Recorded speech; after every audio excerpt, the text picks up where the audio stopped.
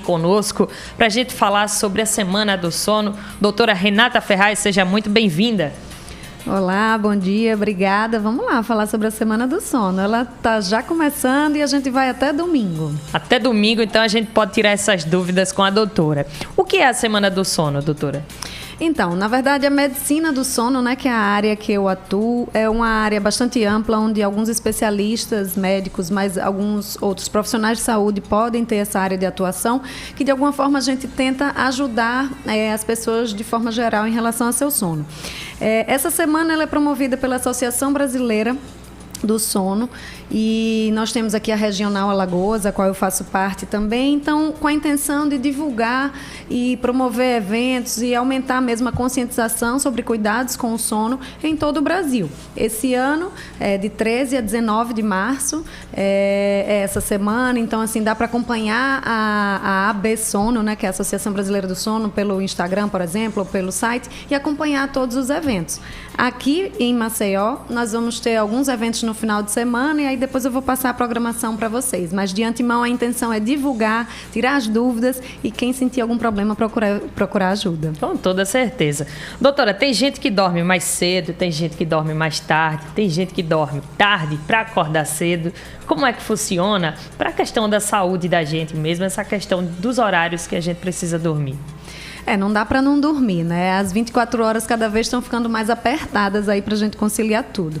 Mas se a gente pensar que, em média, a gente necessitaria de 8 horas de sono, seria mais ou menos 1/3 das nossas 24 horas. Então, é muito importante a gente priorizar o nosso sono. E a gente percebe quando a gente não dorme bem ou quando a gente não tem dormido bem, o quanto isso interfere na nossa atenção, na nossa memória, no nosso humor, na nossa saúde mesmo, até imunidade. Quando você não dorme bem por muitos dias, a tendência é você adoecer mais facilmente. E a longo prazo, com certeza, também o corpo reclama e podem desenvolver doenças crônicas, como, por exemplo, pressão alta, diabetes, Alzheimer. Ou seja, a gente fica mais suscetível. Em termos de número de horas, a média é essa, mas não funciona assim para todo mundo. Tem pessoas que têm uma necessidade menor de horas de sono, outras têm uma necessidade maior de horas de sono, e essas sofrem um pouco porque fica difícil dormir muitas horas no mundo que a gente vive. De antemão, isso pode variar com a idade, pode variar com o sexo, pode variar com muitas questões. Então, o ideal é realmente tentar entender como isso funciona para cada pessoa, para adequar isso às tuas demandas sociais, que é o que você falou, a pessoa que dorme tarde e precisa acordar cedo, essa conta aí vai precisar ser paga em algum momento. Tem essa questão da individualidade, olha, gente, a doutora está trazendo, a doutora Renata, a questão da individualidade. Então, a gente pode dizer que não existe uma hora exata. Por exemplo, tem muita gente, muitos especialistas, inclusive, doutora, que falam que, no mínimo, a gente tem que dormir 8 horas. Isso permanece ou continua sendo um mito? Não, na verdade, em torno de 8 horas, em torno de 7 a 8 horas é o que funciona para a maioria das pessoas. Certo. Mas algumas vão precisar de mais, outras de menos, e a gente precisa ter esse entendimento. Normalmente, as pessoas têm dormido menos do que elas precisam. Então, se a gente considerar... Eu sempre faço a pergunta para o paciente quantas horas de sono ele precisa para que ele se sinta bem no outro dia. Se a pessoa está dormindo mal há muito tempo, ela não sabe nem responder essa pergunta. Mas, geralmente, a pessoa tem noção. Por exemplo, uma pessoa que dorme 8 horas por noite é o ideal. Mas ela diz, não, se eu dormir até 7, tá ok. Se eu dormir menos que isso, eu não fico bem. Então, é justamente essa individualidade que vai conseguir ajudar melhor as pessoas para ela conseguir priorizar aí o seu sono. Com relação à atividade física, quando a gente inicia, né, na academia, doutora, os nutricionistas, enfim, personagens, eles falam para a gente que a gente precisa associar uma boa alimentação a uma boa quantidade de sono, né? Tem que dormir, tem que relaxar, inclusive para o músculo crescer. Sim, com certeza. Na verdade, para o corpo funcionar como um todo, a gente precisa ter esse equilíbrio, ou tentar alcançar. E isso depende do sono, para que a gente possa descansar, recuperar alguns tecidos, que possa produzir alguns hormônios, atuar na imunidade e até mesmo consolidar nossa memória. Então, tudo isso ocorre durante o sono, esse reparo de alguns tecidos e produção em outros. Durante o dia... Tudo isso para que durante o dia a gente consiga estar em vigília, né? Consiga estar ativo e explorar ao máximo Isso inclui exercício, isso inclui boas escolhas alimentares e inclui também saúde mental, né? Quando a gente está muito agitado, ansioso, preocupado, a tendência é isso interferir também no sono, no seu rendimento, na sua comida. Muitas vezes a gente extravasa essa ansiedade para a comida e dificulta aí o processo. Então, buscando esse equilíbrio, a tendência é que a gente consiga obter saúde. Mas lembrando que ontem até eu conversei com um educador físico, inclusive vou fazer um evento esse final de semana que vai ter uma nutricionista e um educador físico, então é sono, saúde e movimento, justamente para a gente levar essa informação, botar as pessoas também para se movimentarem e a gente trocar bastante informação, porque não existe sono de qualidade sem um dia de qualidade e vice-versa. Então a gente precisa equilibrar isso, porque a rotina, incluindo essas questões, também ajuda no sono. Ô, doutora, tem gente que tem aquele sono parcelado, né? Sim. Que falam que não consegue fazer com que a pessoa relaxe com o sono e até tem aquele sono parcelado e de repente usa o final de semana para dormir bastante, porque o que seria uma espécie de rendimento, né, com o que não teve durante a semana. Isso é prejudicial à saúde? Olha, realmente não é interessante. Uma noite mal dormida, você acabar dormindo mais no dia seguinte, em geral não tem grandes problemas, mas quando isso vira uma rotina, a tendência é que pode sim trazer problema, porque tudo é uma questão de reloginho biológico, de hábito. Uhum. Então, durante o dia mesmo, se você em geral faz exercício, se você se alimenta em horários mais regulares, se você vai deitar para dormir em horários regulares, a tendência é que o seu corpo ele já entenda e já produz o que você precisa para ajudar naquela ação. Então, quando a pessoa não tem uma rotina, a tendência é o corpo não saber o que é que vai acontecer e aí acaba não ajudando. Então, há uma desregulação. Essa questão de compensar o sono, tanto em cochilos muito longos durante o dia, porque tem gente que vai para mim dizendo que não dorme bem, mas quando eu vou entender a rotina, a pessoa dorme 2, 3 horas durante o dia, à noite está dormindo pouco. Complicado. Então, realmente, não está dormindo tanto à noite. Então, a gente precisa distribuir isso melhor. A intenção é sempre estimular o corpo durante o dia, seja com exercício, seja com atividades mentais, e à noite a gente ir desacelerando e tirar os estímulos, que é muito difícil, né? A gente sair do celular e sair dos estímulos. Mas, fazendo isso, o cochilo pós-almoço, por exemplo, ele não tem problema nenhum, mas a tendência, o ideal que a gente recomenda é que seja de 30 a 40 minutos, no máximo 1 hora, não seja um cochilo muito prolongado, senão você pode sim tirar o sono da noite, e também não seja cochilo muito próximo do horário de dormir, porque a tendência é também interferir. E esse sono que é compensado no final de semana, né, das pessoas que não dormem tão bem durante a semana, a gente tem até um nome para isso, que se chama jet lag social, que é como se você estivesse viajando para um outro fuso horário no final de semana.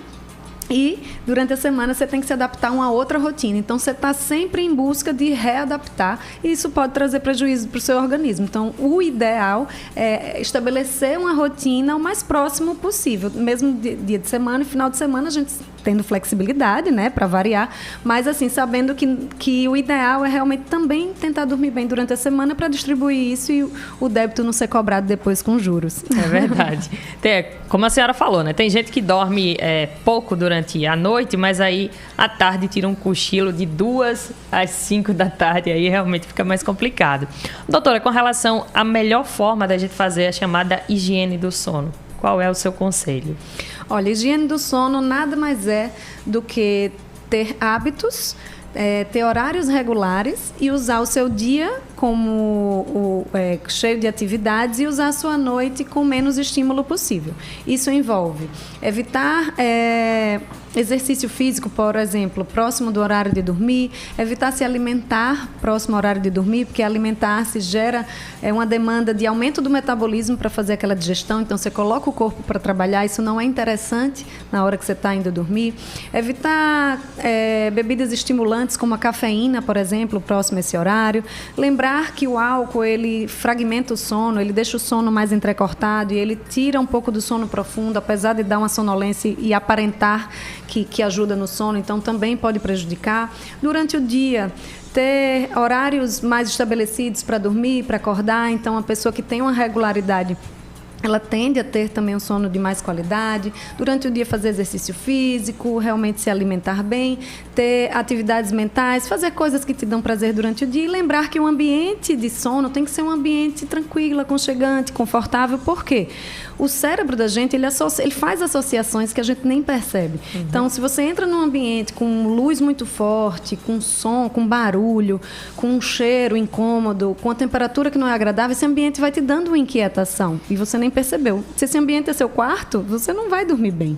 Então, o ideal é que a gente priorize nosso quarto seja associado a um lugar relaxante, com pouca luz, de preferência nenhuma, uma temperatura agradável se possível, uma roupa confortável para dormir. Se tem dificuldade de desacelerar ali os pensamentos, tentar fazer exercícios de respiração ou colocar uma musiquinha ambiente que te traga essa sensação de relaxamento e adotar essa rotina aí do sono para quando você for dormir, o seu corpo já entendendo que você realmente está desacelerando e vai descansar.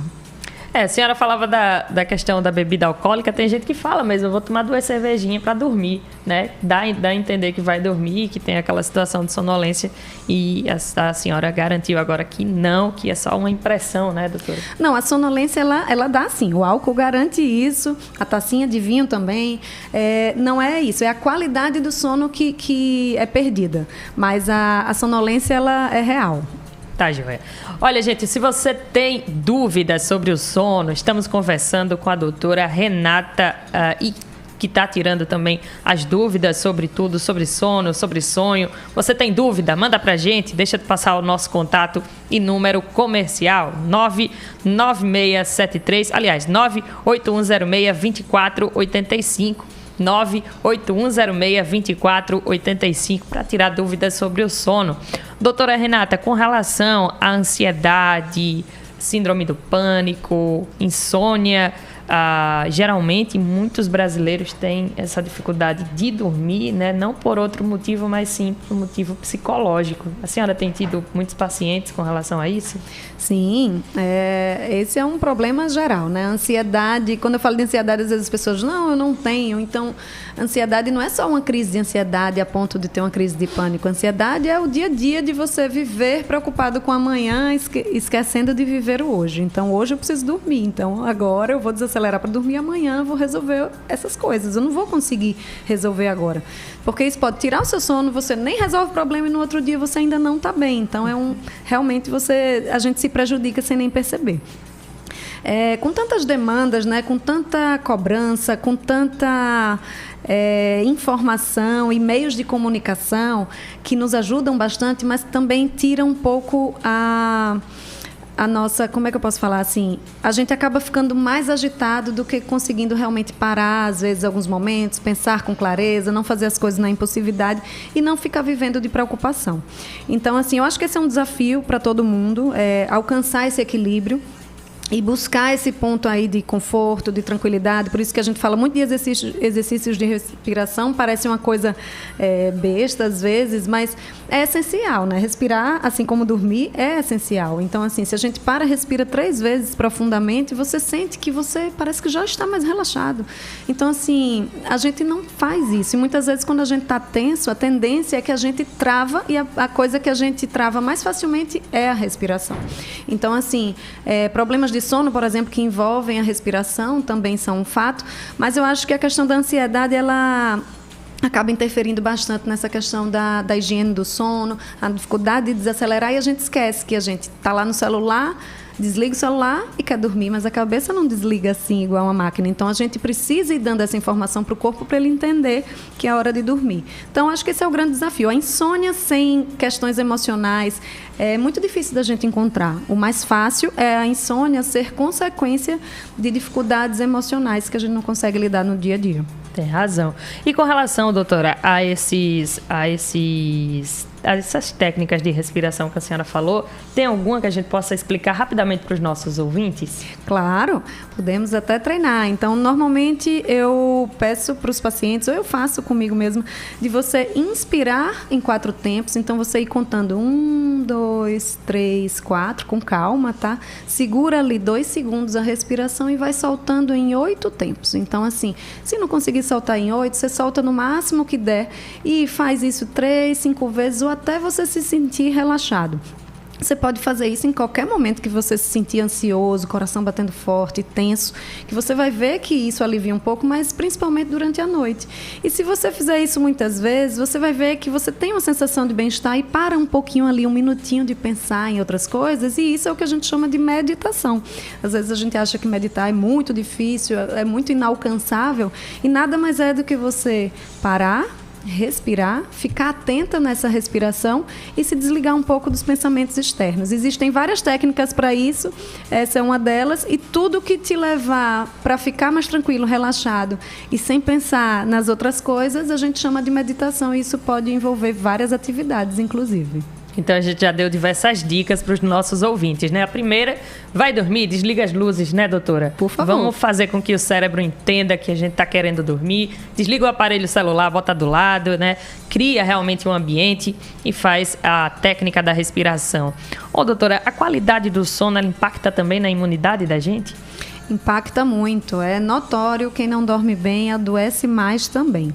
Então, durante o sono, há uma consolidação dessa imunidade e é fato, dormir bem ajuda também tanto a prevenir doenças quanto a recuperar-se de algumas delas.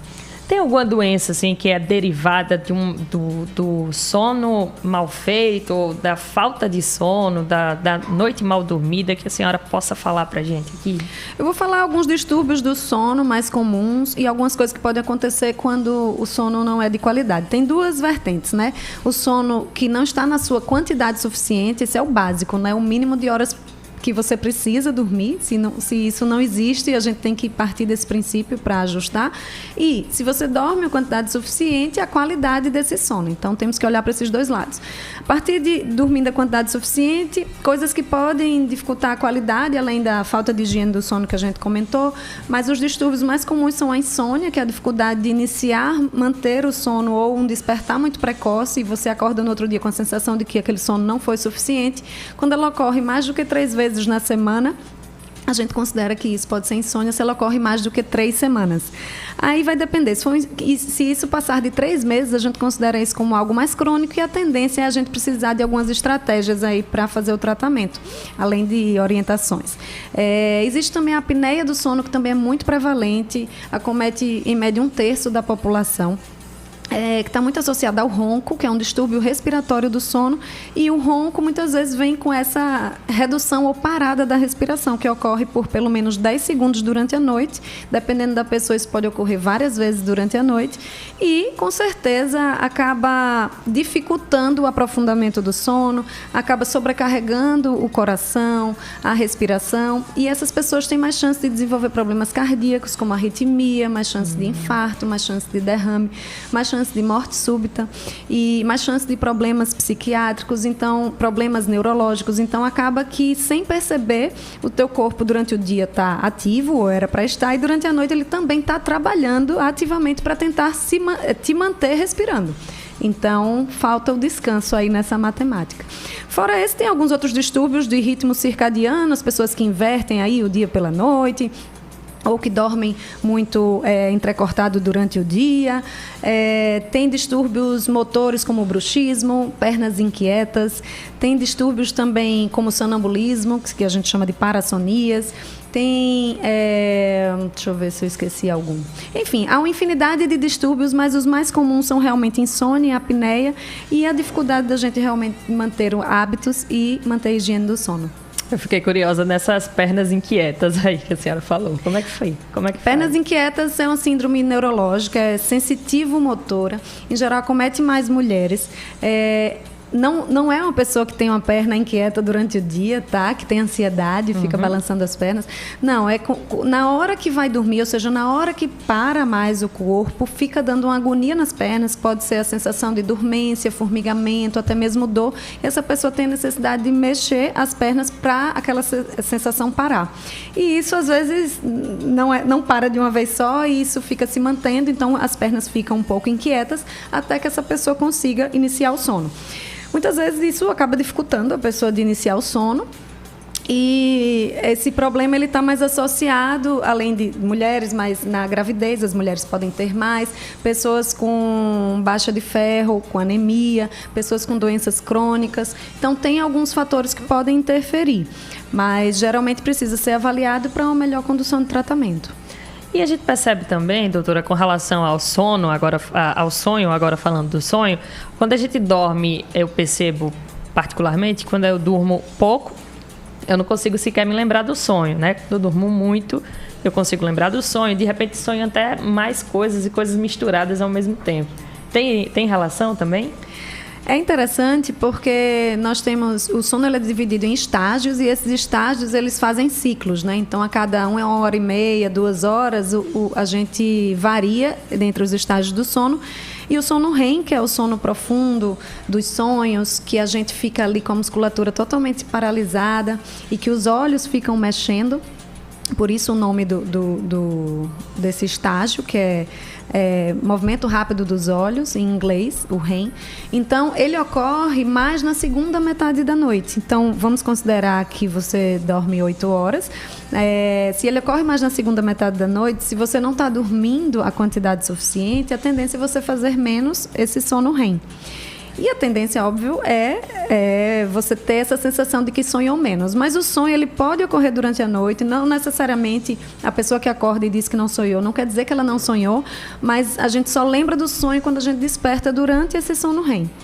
Então, entendi. Pode acontecer, principalmente para quem dorme menos horas, de ocorrer menos frequentemente, de você fazer sono REM, consequentemente de não despertar neste estágio do sono. Aí acorda, tá todo mundo falando como foi o sono e a pessoa fica, não lembra.